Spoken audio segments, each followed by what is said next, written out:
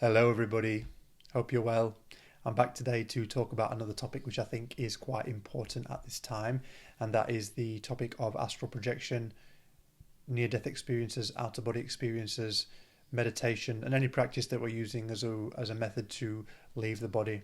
It's quite common these days, and it's not surprising since many people are struggling with the world and how it's changing. Many people are looking for escape and looking for something on the other side that feels like home. You often hear this term in spiritual circles: I've got to go home to where I'm from. I don't feel right here. This is not where I'm supposed to be. This sense of not belonging that leads a person to want to go and find answers on the other side.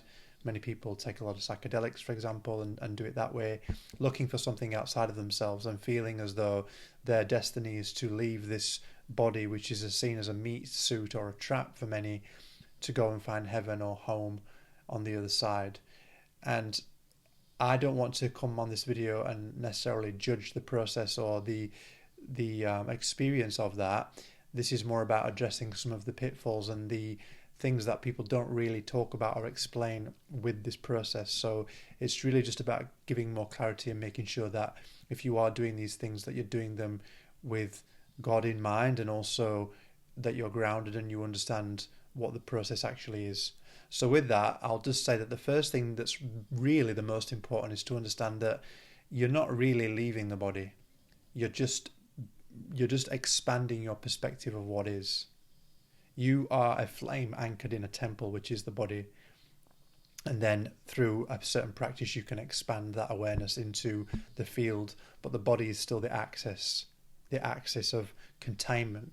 And that should be obvious, really, but it's something that a lot of people don't talk about, because everybody that's talking about out-of-body experiences or near-death experiences, astral projection, are talking from their body. Why? Because you can't leave it. You're assigned to the body. It's not a cage, it's not a trap, it's a covenant that you've made with God to be here to explore and work in this realm. So it's not about escaping the body. When you expand into these experiences where it feels light, it feels floaty, it feels wonderful, peaceful, you're seeing lots of things going on, I can understand why those things are attractive, and I've been in those spaces myself, so I get it. But what we have to understand is that we always return to the body because this is our assignment. So what I notice is that the culture around the OBE and the astral projection world often is a signature of a fear of embodiment. People that don't really want to be in their body and don't want to be in this reality because it feels tense, it feels dense, it feels challenging. And I understand all that, of course I do.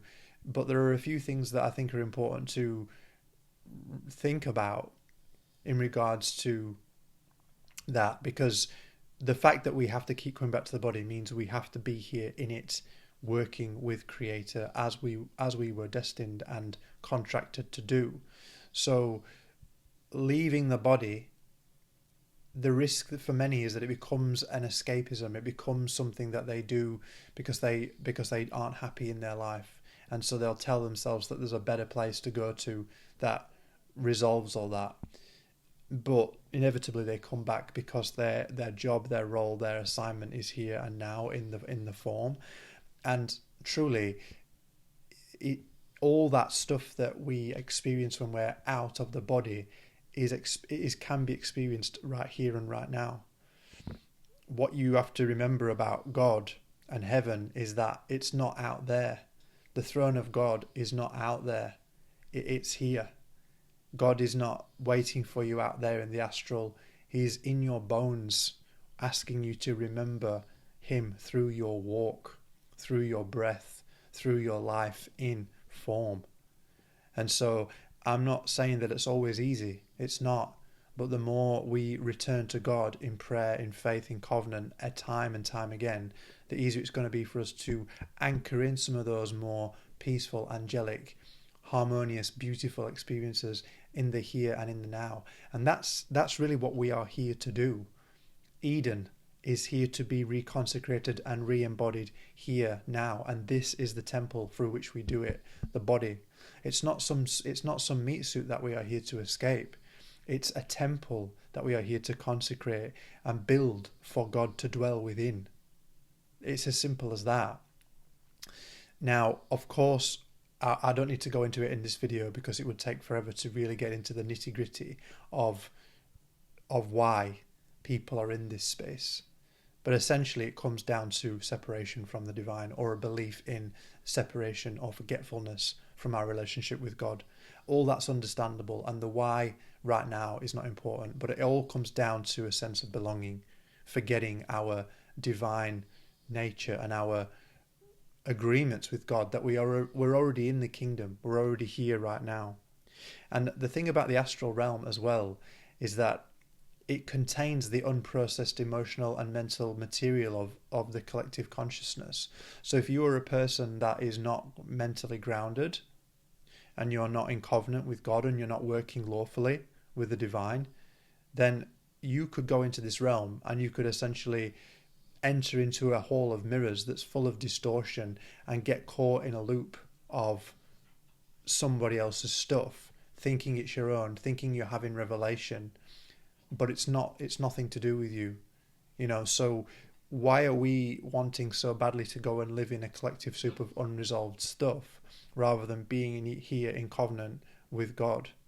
Especially now with everything that's happening on the world, because it's so chaotic out there on the world stage right now, which means everybody's releasing a lot of stuff, everybody's emotive, everybody's letting go, and all that stuff is swimming around in the collective soup of consciousness. And if you're going to be leaving your body and going and swimming around in that stuff, it can be very easy to get caught up in all that. So an important thing to remember really is that you always come back, because it's not up to you when you leave, it's up to God.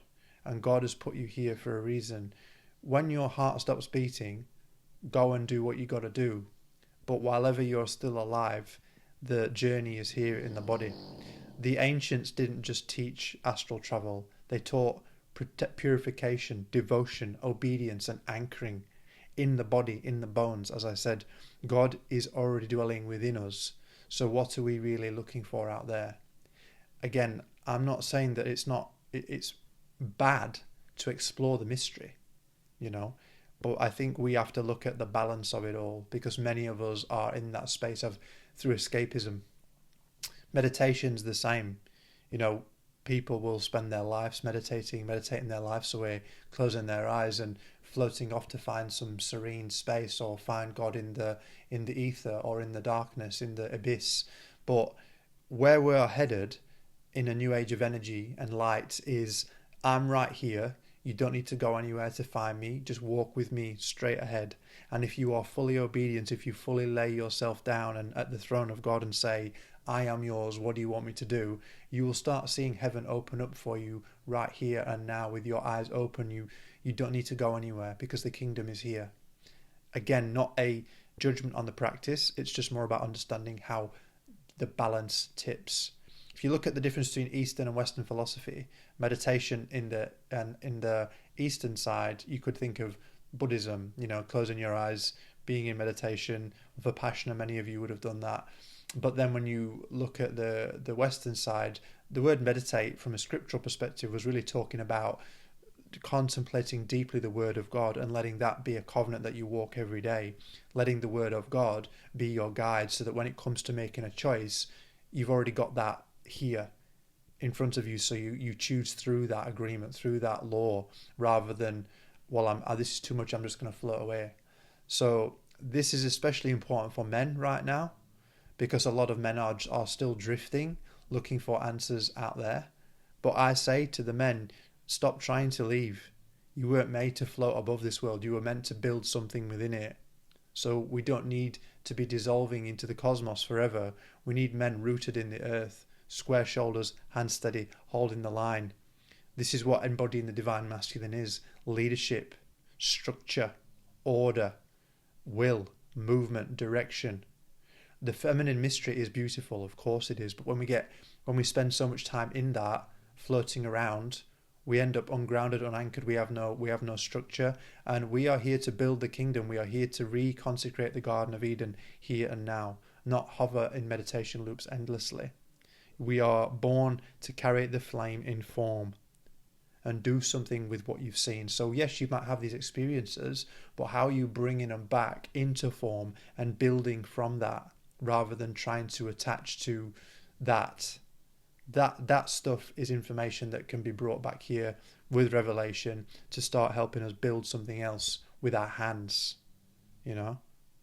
So I, again, don't come at this from a place of judgment. It can be beautiful to be in those elevated states, but it also is possible to bring the elevated state into the form, into the flesh right now, and be a walking covenant for God, to be an anchor for the restoration of Eden, what is coming. So I want to do that. I know God keeps bringing me back here for a reason, because this is the kingdom already. And as I've said before, we're all one, right? Most of us will agree it's all one. And if it's all one, that means that time and space are just an experience. And if that's also true, then it means there is really nowhere else to go. And I guarantee you, if you were to expand so much that you did leave the body and started floating around in the ether, there will come a time, which won't even feel like time, that you will then say, I want to get back into flesh again. I want to go and have an experience in form, because this is the soul embodied, living itself as spirit in matter. And what could be more powerful and more amazing and more full of grace than that? The body is spiritual technology. It's not some meat suit. It's the temple through which we bring heaven on earth. And that is the task right now. This is the vessel through which power will be expressed once it's been laid down before the one who gives it. Not by floating away and denying the mission, but accepting the destiny that your soul wants, which is embodiment in the flesh. It's amazing. So if you need help with any of that stuff, then please get in touch with me, because I'm passionate about helping people ground the soul in the body, because that's really what we're here to do.